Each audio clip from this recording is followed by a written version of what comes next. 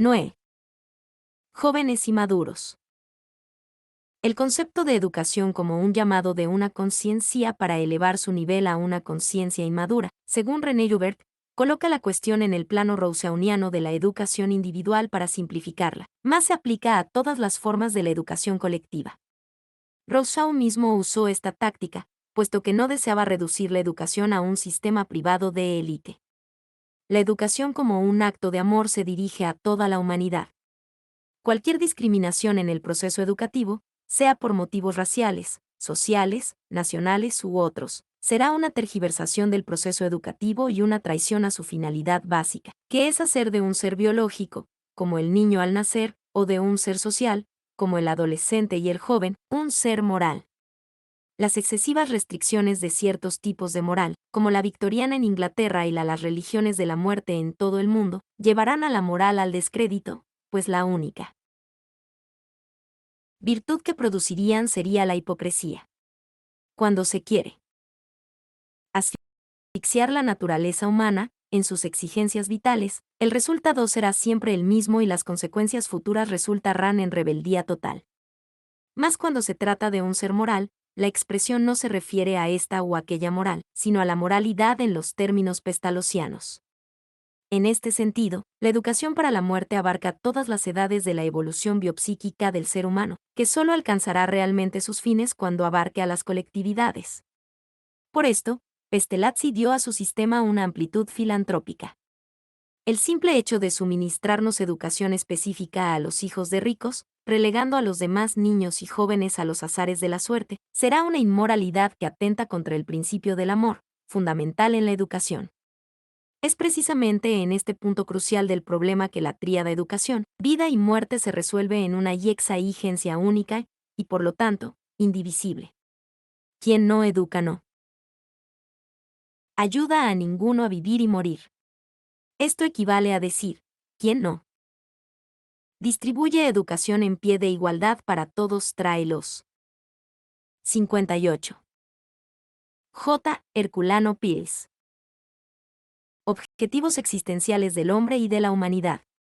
Por otro lado, el comercio puro y simple de la educación, mantenido apenas con finalidad financiera, se constituye en un pecado ético mucho más grave que el pecado mortal de las iglesias. Henry Bergson vio con precisión la unidad fundamental y sustancial de la religión, de la moral y de la educación. Según su tesis, la moral social se funda en la religión estática, cerrada en su dogmática exclusivista, dándole, a pesar de este exclusivismo, la designación de moral abierta, porque ella se abre en el plano social.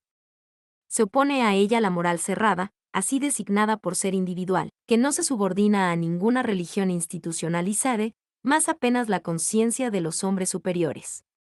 Esta es la moral que Pestalozzi llamó moralidad, colocándola sobre las religiones. Refiriéndose también a la religión animal, evidentemente primitiva, nacida de la magia primitiva de las selvas, que determina la moral tribal, de la cual resulta, en el proceso evolutivo del hombre, en la moral social. De esta manera, el problema ético sería el pivote de toda la educación y de toda la moral, teniendo por expresión subalterna de las exigencias de la natura. Lesa humana las formas posibles de la religión. Así, Dios se hace humano y el hombre se hace divino, en el trueque ingenuo de favores mutuos entre el cielo y la tierra. Los jóvenes, recién salidos de la adolescencia, se creen dotados de poderes milagrosos para transformar la realidad árida y caquética del mundo, renovándola en los ardores de su propia juventud. Cuando un joven decide entrar a la carrera eclesiástica es porque la sociedad lo convenció de que en ella podrá usar los instrumentos sagrados, provenientes de la magia de las selvas y mejorados en la estética de la civilización, para realizar, con los poderes terrestres y celestes mezclados que el sacerdocio le faculta, las metamorfosis necesarias de toda la estructura social para implantar el reino de Dios en la tierra. Al llegar, sin embargo, al plano de los adultos, madurando en el trato de la mundanidad, en que imperan las ambiciones de poder y ganancia, tan contrarias a las perspectivas divinas de sus sueños que ya penden marchitos a las orillas de los caminos recorridos y marcados por los rastros de amarguras, decepciones y frustraciones irremediables, viendo. 59. Educación para la muerte. que los instrumentos divinos, ahora inútiles en sus manos, nada más son amuletos imaginarios. Solo le resta, entonces, rebelarse contra sí mismo, negarse en la dialéctica de los sueños y desengaños y ajustarse al comodismo de la madurez sin perspectivas. Será en este momento fatal del fin de la juventud que las religiones entran en agonía.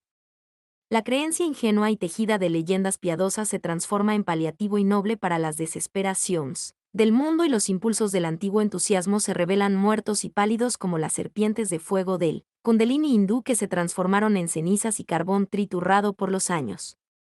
La moral, que antes brillaba en el cielo de las aspiraciones supremas del alma, es entonces un cadáver frío que sirve apenas para defenderlo de las debilidades inevitables del pasado. En el velorio estúpido de las carpideiras el héroe fracasado, vencido por sí mismo, solo encuentra el consuelo presente. Y duramente envilecedor de acomodaciones.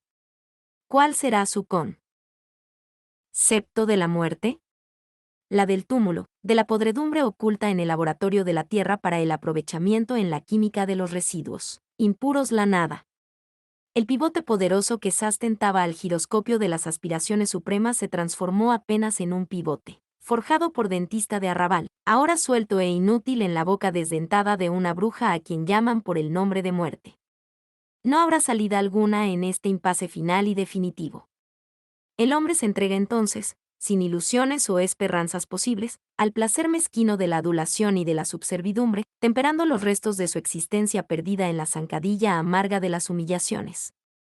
Esta es la tragedia de las generaciones que florecieran en los campos sembrados por las mentiras de la religión, de la moral que se alimentan en la hipocresía. Por esto el fin del mundo, imaginado por los teólogos y pregonado por los clérigos, nada más sería lo que el aque. La refunambulesco de los duendes sin esperanzas. Los muertos resucitan para la vida eterna, mas lo hacen en sus cuerpos recuperados por un dios sádico, que los retira del túmulo en el estado precario en que murieran en un pasado remoto, dándoles apenas el consuelo de continuar en la eternidad a vivir con las dolencias y las deformidades de una remota vida frustrada. ¿No sería preferible la caldera del diablo, en este caso, más piadosa que Dios? 60. J. Herculano Pires. Es espantosa la inversión de valores producida por la imaginación teológica en el cristianismo. Apretados entre dos órdenes de cosas, la humana y la divina, más fatalmente apegados, por su condición humana y por el condicionamiento de las aspiraciones celestes, los teólogos hicieron tal confusión en la supuesta ciencia de Dios que heredaron de las mitologías paganas, que acabaron atribuyendo virtudes de Dios al diablo y atribuyendo a Dios las maldades de éste. De esto resultó que Dios aparece muchas veces en el plano teológico vestido con la piel del diablo, y éste se atreve, generalmente, a introducirse diablóticamente en la piel de Dios. Claro que esta lamentable confusión llevaría a los hombres, no a los caminos del cielo ni a las veredas del infierno, sino al desierto sin caravanas ni rutas de la incredulidad y del materialismo. Tanto papel impreso se gastó, en tomos inflados de sabiduría fantasiosa, que se tornó necesaria la red de dogmas inexplicables e inviolables, hasta intangibles, para impedir el desmoronamiento total de las gigantescas estructuras teológicas. Mas no hay prisión que esclavice para siempre al pensamiento, hoy reconocido como la energía más poderosa del universo. Estos prometeos de sotana quisieran robar el fuego del cielo sin escalar el monte Olimpo. Evitaron los rayos de Zeus y de Júpiter, mas acabaron enrolados en sus propias trampas. La Iglesia no confió en las simientes del Evangelio, que Lutero tuvo que arrancar a la fuerza de sus manos cenicientas, y sembró en la tierra las simientes del diablo, regadas a maldiciones y sangre, al crepitar siniestro de las hogueras inquisitoriales. Estas mismas hogueras, sin embargo, hicieran madurar la razón humana que explotaría en flores y frutos, en cosechas inesperadas en los finales de la Edad Media y en el Renacimiento.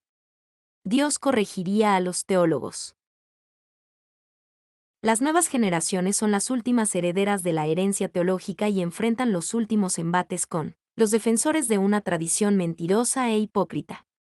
Esta posición exige de los jóvenes pesados gravámenes. Ellos se sienten aplastados por aquellas exigencias de los rabinos del templo, que Jesús acusó de sobrecargar a los hombres con fardos aplastadores y sin ayudarlos siquiera con la punta de los dedos. 61. Educación para la muerte. Amarrados a tradiciones familiares y al mismo tiempo atraído por las perspectivas de una vida más racional, justa en conflicto consigo mismo. El llamado conflicto de generaciones se acentúa y complica, llevando a muchos jóvenes a la revuelta y al desespero. Acaban rasgando los viejos protocolos de los sabios de Sion y entregándose a la experiencia, en la búsqueda de originalidades. Llegan a la madurez en plena confusión. No consiguieran asimilar la cultura del pasado y precisan integrarse urgentemente en las condiciones de un mundo híbrido en que las opciones se tornan embarazosas. El ansia de los adultos, de parecer jóvenes, los torna generalmente excéntricos, por lo tanto desajustados. En esta fase de transición la edad cronológica pierde su antiguo sentido, juventud y madurez se confunden, generando una vejez insubordinada que exulta sobre los valores antiguos. Más la fuerza de la edad se acaba imponiendo y obliga a los viejos jóvenes a todos los compromisos de la mentira y de la hipocresía. Es por esto que parece, a los observadores atentos, como vueltos en contravía. La educación para la muerte los libraría de estas situaciones conflictivas, dándoles los instrumentos de la comprensión de la época, necesarios para la orientación segura para los tiempos de inseguridad. La muerte nos espera y sorprende a todos, más cuando aprendemos que la muerte no es la estación final de la vida sino un punto de trasbordo para otros destinos. Reconoceremos la necesidad de las fases de transición, que nos hacen conocer el revés del mundo. Es en estas fases que la rutina de las civilizaciones se quiebra, se despedaza, para que el flujo de la evolución pueda proseguir en las civilizaciones subsecuentes. Las personas que no pueden aceptar el principio de la reencarnación, porque les parece absurdo, deberían pensar en la rutina de la vida, que nos encierra también en la rutina de las ideas hechas y aceptadas sin analizar. En un universo esencialmente dinámico o, en que, como decía Talles, no podemos entrar dos veces en un mismo río, puesto que en cuanto salimos de las aguas el río se modificó, no será admisible aceptar que solo el hombre no pueda cambiarse, transformarse, y tenga que desaparecer con la muerte. La regla es una sola, para todas las cosas y todos los. 62. J. Herculano Pires. Seres. Desde que nacemos, hasta morimos, nuestra propia vida individual será un constante cambio. Por esto preguntó el poeta mexicano Amado Nervo, será más difícil renacer que nacer. 63. Educación para la muerte.